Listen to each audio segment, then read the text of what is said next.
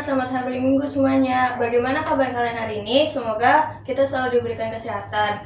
Teman-teman, hari ini kita akan menyanyikan lagu Hari Minggu, Hari yang Mulia.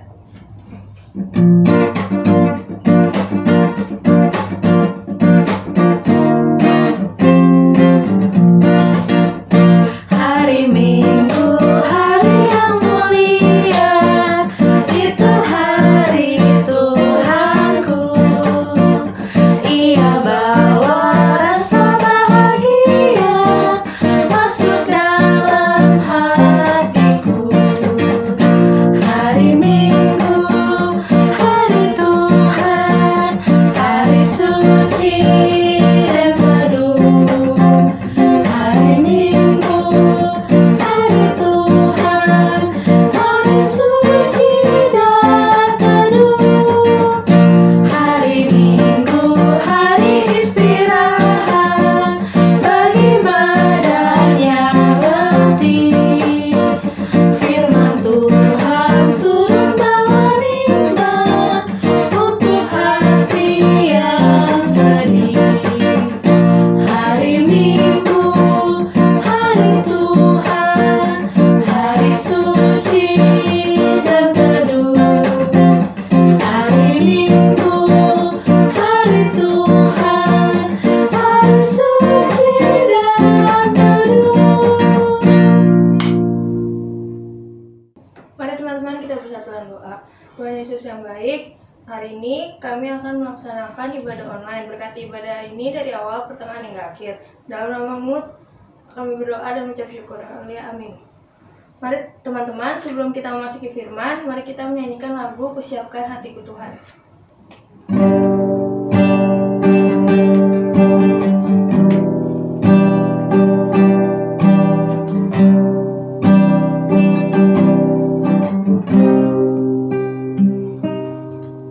Kusiapkan hatiku Tuhan menyambut firman-Mu saat ini.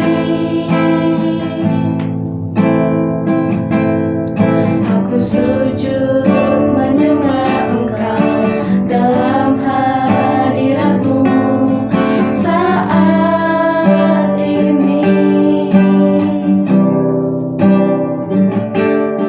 Curahkanlah lamurahan-Mu kepada umat-Mu saat ini. Persiapkan hatiku Tuhan mendengar firman-Mu. Firman-Mu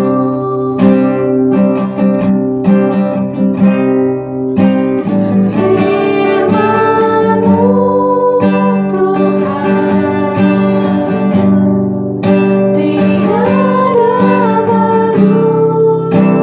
berubah.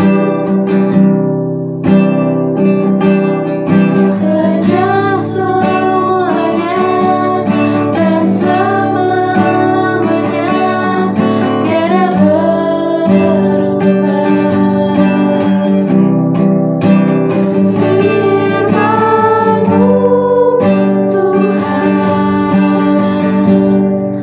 penolong hidupku.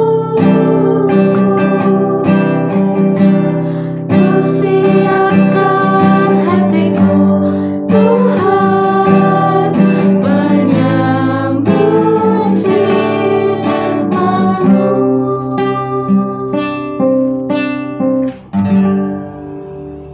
Remaja yang dikasihi Tuhan, sebelum kita mendengarkan firman Tuhan, mari kita berdoa. Mengucap syukur ya Bapa, di tahun 2021, tahun yang baru ini, kembali kami boleh menghadap ke hadirat Tuhan untuk mendapatkan dukungan, kekuatan dari Tuhan. Dan kami boleh melalui hari-hari kami dengan penuh sukacita karena Allah yang ada dan hadir di dalam hati kami menjadi pelita bagi setiap langkah kami dan suluh bagi jalan kami. Karena itu perkenankanlah Roh Kudus yang ada di dalam hati kami satu persatu memampukan kami untuk menjadi pendengar firman Allah yang baik dan pelaku firman dalam hidup hari lepas hari. Bersabdalah ya Bapa, kami siap untuk mendengarkan. Amin. Remaja yang dikasihi Tuhan, Bacaan kita sesuai tema Sains and Teknologi dari 1 Raja-Raja pasalnya yang ke-7, ayatnya yang ke-13 hingga ayatnya yang ke-40. Saya akan membacakan untuk kita semua. Kemudian Raja Salomo menyuruh orang menjemput Hiram dari Tirus. Dia adalah anak seorang janda dari suku Naftali, sedang ayahnya orang Tirus tukang tembaga. Ia penuh dengan keahlian, pengertian, dan pengetahuan untuk melakukan segala pekerjaan tembaga. Ia datang kepada Raja Salomo lalu melakukan segala pekerjaan itu bagi raja. Ia membentuk 2 tiang tembaga, tinggi tiang yang satu 18 hasta dan dapat dililit oleh tali yang 12 hasta panjangnya. Tiang yang kedua demikian juga. Dibuatnya juga 2 ganja untuk ditaruh di kepala tiang-tiang itu dari tembaga tuangan, tinggi ganja yang satu 5 hasta dan tinggi ganja yang kedua 5 hasta. Dibuatnya pula 2 jala-jala untuk ganja yang ada di kepala tiang itu. Jala-jala itu semacam kawat berpilin, semacam untaian rantai. 1 jala-jala untuk ganja yang satu dan 1 jala-jala untuk ganja yang kedua. Kemudian dibuatnya juga buah-buah delima, 2 jajar berkeliling pada jala-jala yang satu untuk menutupi ganja yang di ujung tiang itu, dan demikian pula dibuatnya pada ganja yang kedua. Dan ganja yang di kepala tiang dekat balai depan itu berbentuk bunga bakung tingginya 4 hasta. Yakni ganja-ganja yang di atas kedua tiang itu di sebelah atas sekali lewat jala-jala yang meliliti perut ganja itu, dan buah-buah delima ada 200 berjajar berkeliling pada ganja yang satu. Demikian juga pada yang kedua. Kemudian tiang-tiang itu didirikannya dekat balai ruang besar. Ketika ia mendirikan tiang kanan, ia menamainya Yakin. Ketika ia mendirikan tiang kiri, ia menamainya Boas. Dan setelah itu bentukan bunga bakung itu ditaruh di kepala tiang-tiang itu, maka siaplah pekerjaan membuat tiang-tiang itu. Kemudian dibuatnyalah laut tuangan yang 10 hasta dari tepi kiri bundar keliling, 5 hasta tingginya dan yang dapat dililit berkeliling oleh tali yang 30 hasta panjangnya. Dan di bawah tepinya ada gambar buah labu yang mengelilinginya sama sekali, 10 dalam sehasta, merangkum laut itu berkeliling. Labu itu 2 jajar dituang setuangan dengan bejana itu. Laut itu menumpangi di atas 12 lembu, 3 menghadap ke utara dan 3 menghadap ke barat, 3 menghadap ke selatan, dan 3 menghadap ke timur. Laut itu menumpang di atasnya, sedang segala buntut lembu itu menuju ke dalam. Tebal laut itu setapak tangan dan tepinya serupa tepi piala seperti bunga bakung yang berkembang. Laut itu dapat memuat 2000 bat air. Selanjutnya dibuatnya 10 kereta penopang dari tembaga, 1 kereta 4 hasta panjangnya, 4 hasta lebih lebarnya dan 3 hasta tingginya. Beginilah bentuk kereta penopang itu.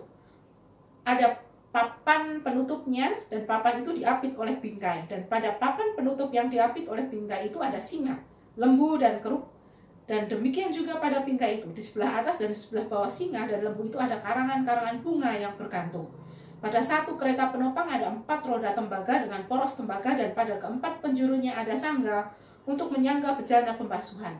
Sangga-sangga itu dituang, dan di sebelah luar setiap sangga ada karangan bunga. Dan mulut kereta penopang itu ada di sebelah dalam sangga-sangga itu.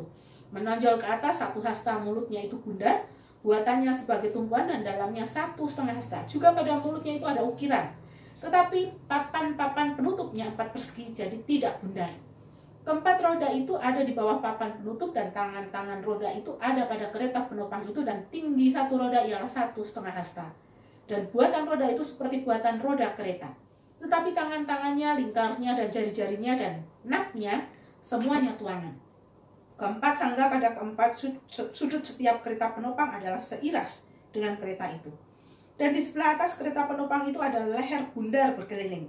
1,5 hasta tingginya, di sebelah atas kereta itu ada pula topang-topang dan papan penutup yang seiras dengan dia.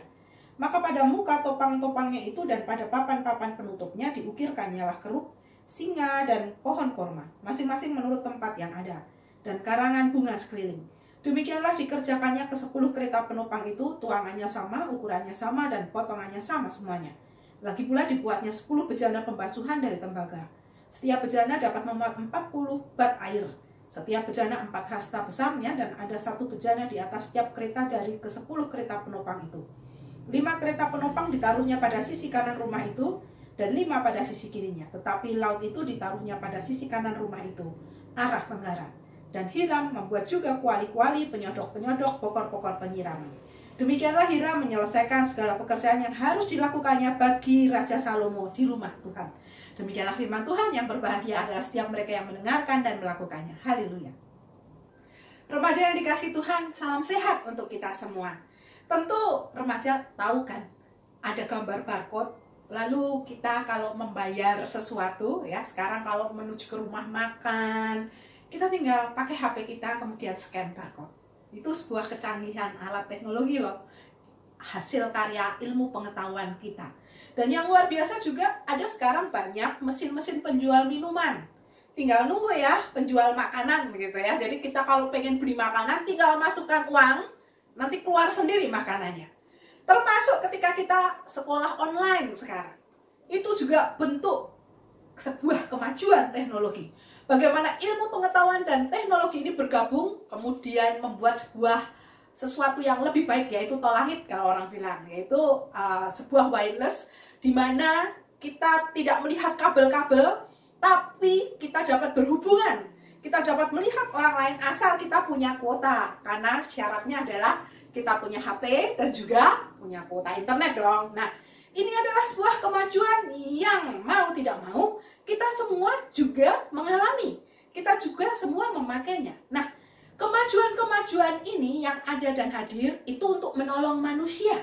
Bagaimana sikap manusia ketika dia menggunakan alat-alat ini? Apakah dia nantinya jatuh menggunakan alat ini dengan berlebihan? Atau dia menggunakan alat ini untuk kebaikan? Untuk keperdamaian? Untuk membuat dunia ini jadi lebih baik? Firman Tuhan dari 1 Raja-Raja pada hari ini menggambarkan bagaimana Raja Salomo membuat bait Allah, bait untuk Allah atau rumah Allah yang megah dan bagus. Dan ternyata tidak sembarangan karena yang dipakai pun diundang khusus. Bahkan didatangkan seorang ahli, ya kalau kita baca tadi, remaja mendengar yang sudah dibacakan, khususnya ketika dikatakan bahwa Hiram dihadirkan karena ia memiliki keahlian, pengertian, dan pengetahuan untuk melakukan segala pekerjaan tembaga. Ini sesuatu yang luar biasa, karena seorang ahli tentu bayarannya mahal. Dan di zaman itu tidak seperti sekarang. Kita mau cari ahli nih, kita mau kursus A, kursus B. Guru yang paling bagus mana? Hasilnya apa? Kita bisa lihat lewat Google. Zaman itu tidak ada. Jadi Hiram ini didatangkan dan dihadirkan sebagai bagian dari orang Israel, meskipun ayahnya orang asing, tetapi ibunya adalah suku Israel. Dengan kepandaiannya dia mempersembahkan yang terbaik untuk Tuhan. Jadi pekerjaan rumah Allah yang dilakukan Salomo selama 13 tahun ini akhirnya mendapat pertolongan istimewa karena inovasi dari seorang Hiram. Dia membuat begitu banyak tembaga-tembaga, hiasan-hiasan yang mampu menampung air-air dan indah. Tidak hanya bagus dipandang, tapi memiliki makna. Nah, gambarnya remaja boleh lihat di bagian belakang ini. Nah, firman Tuhan hari ini selain ngomong tentang seorang tokoh bernama Hiram yang dipakai oleh Salomo untuk membangun, membuat bait Allah makin indah, ada hal-hal yang mau disampaikan juga. Bahwa apa yang dia miliki, pengetahuan, kepandaiannya ini dipergunakan untuk kepentingan Tuhan. Dipergunakan untuk kepentingan bait Allah, untuk orang berdoa. Jadi keindahan ini bukan asal-asalan, tapi ada makna semuanya. Kenapa harus membuat ganja-ganja, gambar-gambar?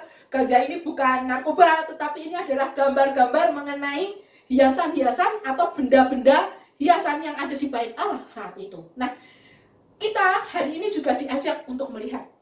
Kalau kita punya kepandaian, kalau ilmu kita miliki, kemudian kita punya teknologi, mau dipakai untuk apa? Jangan seperti ini gambarannya ya remaja. Sekarang motor-motor atau mobil itu ada kunci pengaman. Tapi selain kunci pengaman, ada orang yang memiliki kepandaian untuk membongkar. Itu tidak baik. Kepandaian itu digunakan untuk kedamaian, kesejahteraan, bukan untuk membuat alat perang. Seperti Hiram. Dia diberi kepandaian dan pengetahuan, tapi dia tidak menggunakannya untuk menciptakan alat-alat perang, tombak, panah, ya, untuk membunuh orang. Tetapi dia menciptakan hasil karya yang terbaik untuk kemuliaan nama Tuhan.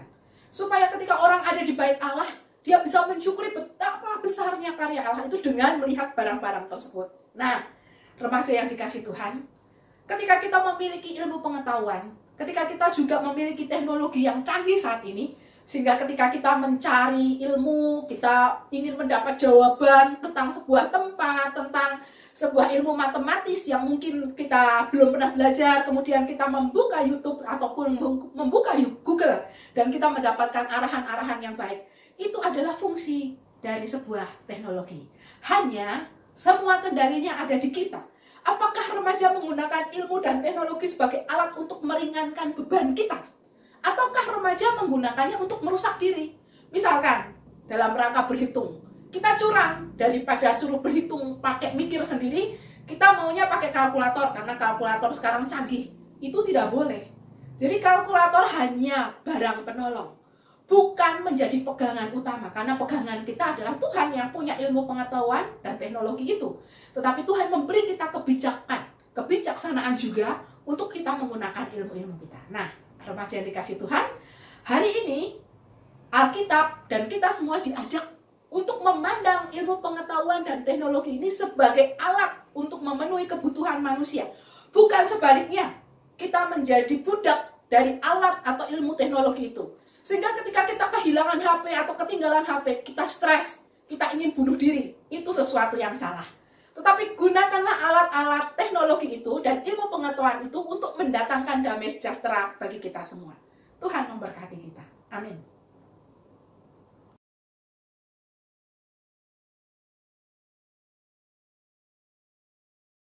Mari remaja, kita akan masuk dalam doa syafaat.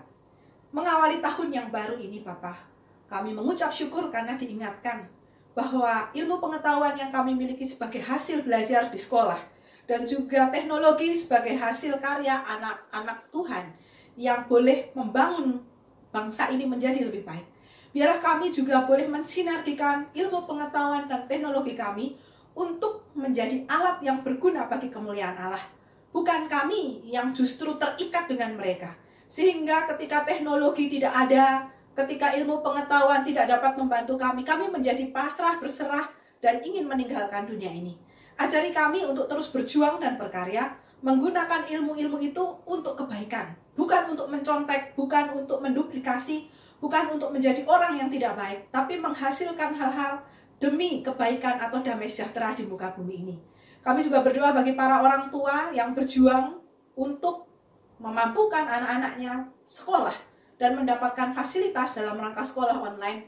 Tuhan boleh berikan kesehatan dan kekuatan.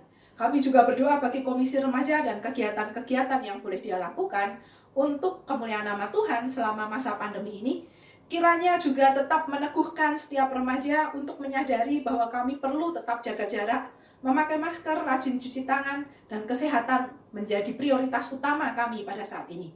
Kuatkan dan teguhkan kami menjalani tahun baru ini, dan berikanlah kami semangat untuk selalu memohon pertolongan Tuhan, mengisi kehidupan kami, dan kami selalu boleh bersyukur dan bersukacita atas kasih Allah bagi keluarga-keluarga, bagi sekolah juga ya Bapak yang ditinggalkan murid-muridnya, agar guru-guru juga boleh tetap kuat dan teguh di dalam menjalankan tugasnya sebagai para pemimpin, mentor bagi murid-muridnya, meskipun jarak memisahkan kami, dan kami berharap pandemi berlalu sehingga kami boleh bertemu lagi dan sekolah secara tatap muka.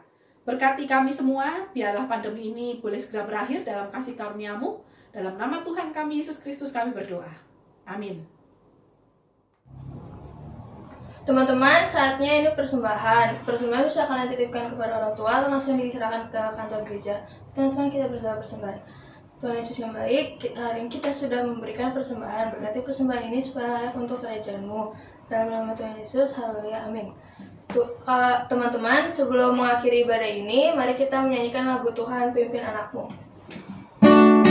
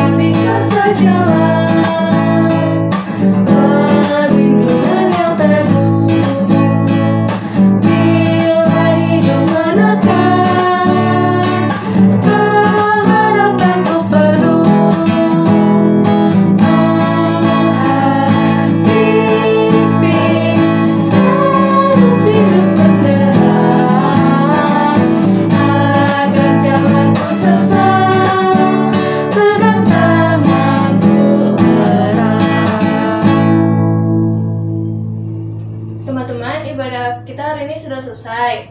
Jangan lupa jaga kesehatan. Kalau mau keluar jangan lupa pakai masker sama sering-sering cuci tangan. Sampai berjumpa minggu depan. Bye.